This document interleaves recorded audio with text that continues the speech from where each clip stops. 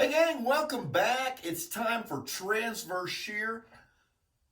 I'm going to tell you what transverse shear is. Well, I've already explained to you, haven't I, what transverse shear is.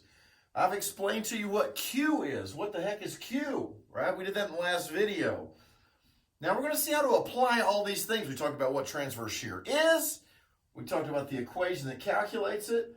Shear is VQ over IT, right? We talked about all the things in this equation. V is what was V? Shear force. A couple ways to get that. Number one is just flat given in the problem, right? They just give you the shear force. Wow. Or another way, which is what I'd probably put on the test, would be to give you a beam and tell you to do the shear moment diagram and then go look at the biggest shear force on that beam and use that for your V, right? That would be even better for a test, wouldn't it? Okay. What is T? T is the thickness.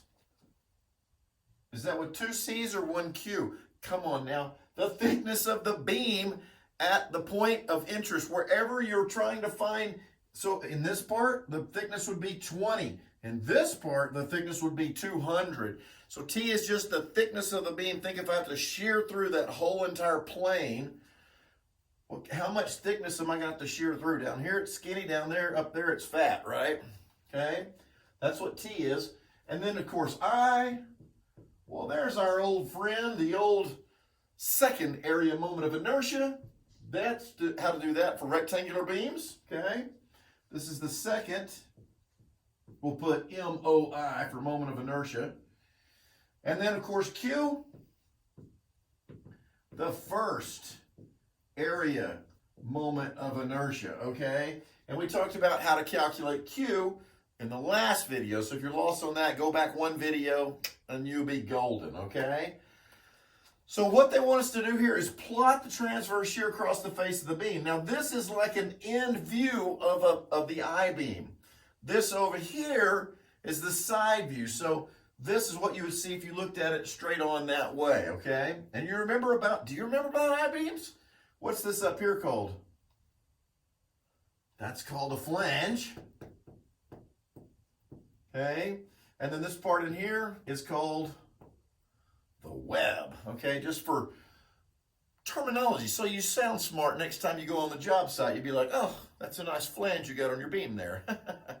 Okay? So step one on this is you've got to determine where the neutral axis is. Now this one is beautiful because it's a symmetric beam. The neutral axis is, it's apparent to me.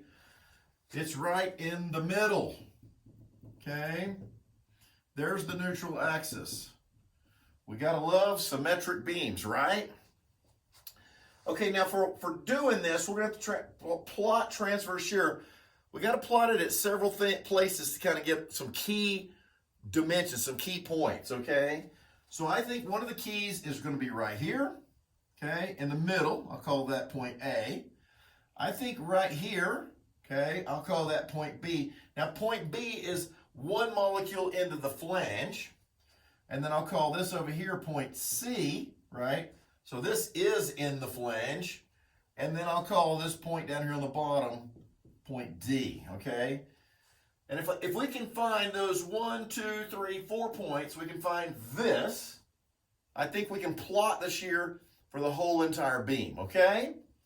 Let's see if we can do it. Let's find something that, what do we have in that equation that works for everybody? Well, V, that's known. It's 50 kilonewtons.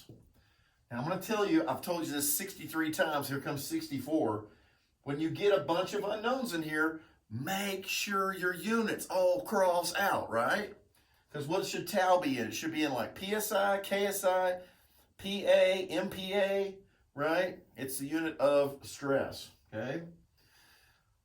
Let's calculate I, because I don't care what point I'm interested in, I never changes. I always is the I for the whole entire beam. Okay, so what I'm going to do is this. I'm going to make him piece number 1, piece number 2, piece number 3. So here we go. I is equal to 1/12 the base of piece number 1, 200, okay? The height of piece number 1, 20, okay? And that's cubed, BH cubed, right? There's our equation right over there, plus the area, which is what? 4 with 1, 2, 3 zeros, okay? Times d squared.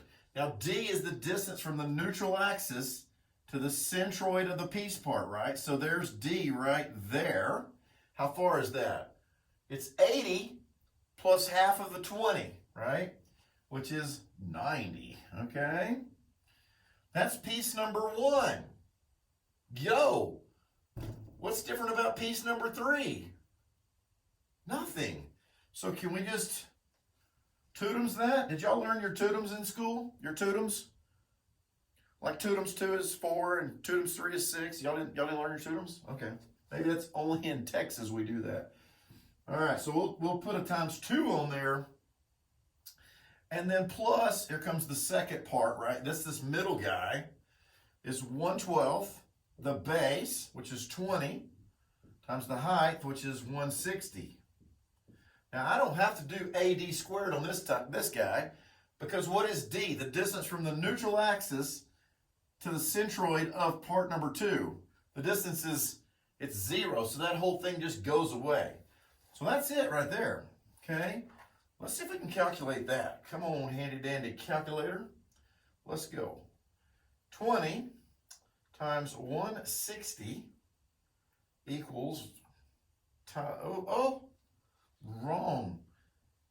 I almost forgot that cube there, didn't I? That would have been bad news, wouldn't it? 20 times 160 cubed, and then divided by 12.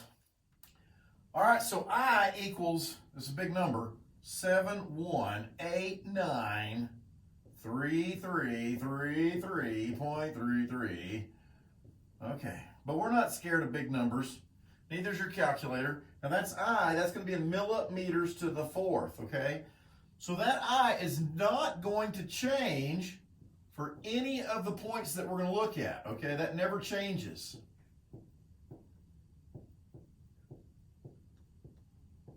Okay? Now what will change is Q, okay? Q will change. So let's find Q for point A. So Q for point A is going to be all of this shaded part here. I'm going to just do above the neutral axis, okay? So Q for point A equals, remember this comes from our last video, okay? 2 shapes. So shape number, we'll make this shape number 1 here. Well, let's rearrange that since we already did that. We'll make this 1 and then make that 2, okay? So shape number 1, the area is what? 80 times 20, okay? 80 times 20 times where is the centroid of that shape there? Well, it's half of 80. It's 40, isn't it? Okay? Plus, now I got to do this area up here, okay? So this guy up here is 20 times 200. That's the area. Okay? And where's its centroid? I got to go 80, and then I got to go half of 20, which is another 10. That's 90. Okay? And remember, I could have calculated Q for the area below the neutral axis. I'll get the exact same number. Okay? So let's see what our number is here. It's going to be 80 times 20 times 40 plus 20 times 200 times 90, 424,000. Okay, that's millimeters cubed. But it's not a volume, is it? Remember, it's a representation of where that area is above the shape times how far away that area is from the neutral axis, okay? So that is Q for point A. Let's do Q for point B while we're here, which is just going to be below point B, so it's just going to be this little area down here, okay? So that Q is going to be that area, which is how much is that area? Well, it's just 20 times 200, okay, times the centroid. So the distance from the neutral axis down to the centroid of the piece part, which is 80 plus half of 20, which is 10 more, right? So that's 90. Okay? So Q for point B is 200 times 20 times 90, 360,000.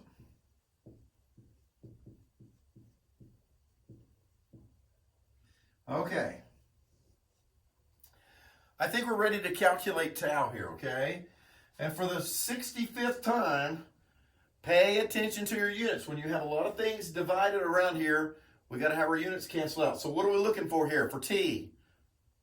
T is going to be in like PSI or KSI, but in the metric units that we're working here, we're going to try and get it into megapascals, which is a Newton over a millimeter squared, right? So here we go. So tau at point A is equal to V, which is given, 50. And I'm going to put 3 zeros on here, okay?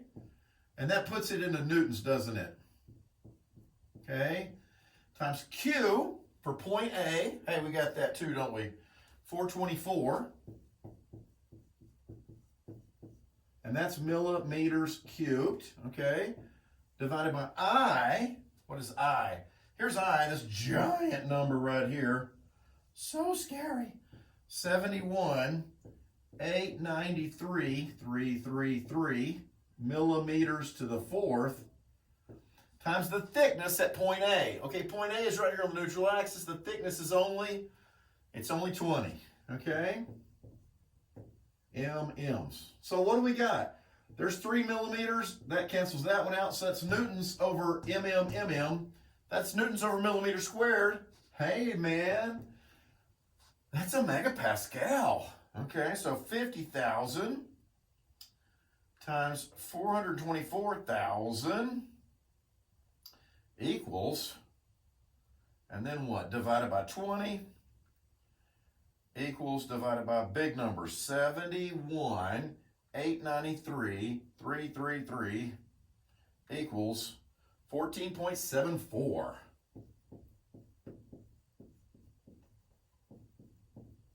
Okay? Genius. Let's do B. Okay? What is it at point B? Okay? Same shear force. Okay? Q. Q is different at B, isn't it? There it is. We found that guy. 360,000. I is the same. 71,893,333. And you know what? The thickness at point B, which is one molecule into the flange, or the web rather, right? It's in the web, is still 20. Okay? So let's see what that is. 50,000 times 360,000 equals divided by 20 equals divided by 71,893,123 equals 12.52. All right. Couple more. Let's do C. Okay. Now C, remember, is one molecule below point B. So C is into the flange. Okay. So what's going to be different about the equation for B than is Q going to be the same? Yes, there's still the same amount of area below C as there is below B. So that's the same. So I've got 50,000 times 360,000 divided by I. I is always the same. 71,893,333. Now what's the thickness of the beam at point C? Now it's 200, okay? 200. You know what that's going to do? That's going to move that decimal over one place, isn't it? Right? So I can take that 12.52 and multiply by 20 and then divide by 200 is 1.25. Okay? One more, last one, tau at point D, okay? How much area is below point D? Point D is on the outside of the part. None. What happens when Q is 0. How much is how's tau equal to? 0. All right, now I think we got enough information to plot this. Now, I only work parts below the neutral axis, but I know this is a symmetric, and there's going to be the same thing above it, isn't it? Okay? So my graph is going to look something like this. Okay? So at this point here is the max. Remember, the maximum shear stress always happens at the neutral axis. 14.74 MPAs. Okay? And then down here, you know, slightly less, 12.52 MPAs. And then I got this big jump, and then down here at the bottom, I got these little guys down here, right? Because the thickness jumped, right? Because the thickness jumped over here, it's 1.25. And of course, down here at the outside of the part, the shear stress goes to 0. Now, I'm going to tell you, the shear stress is maximum at the neutral axis and 0 at the outside. And I want to say always, there are some really weird geometry beams that have a super thick at the neutral axis that when you divide that out, the maximum shear doesn't wind up being at the neutral axis. But that's like about 0.1% of the beams that exist in the world, okay? For the other 99%, you can say, yes, the maximum occurs at the neutral axis. Yes, there is a wacky exception to that, but for the most part, it's always going to occur at the neutral axis, okay? Does it make sense? That's a pretty easy example. I'll tell you what, when we come back next time, let's work a harder transverse shear problem, but I think that's a pretty good little example about what's going on. All right, thanks for watching, and I'll see you on the next video.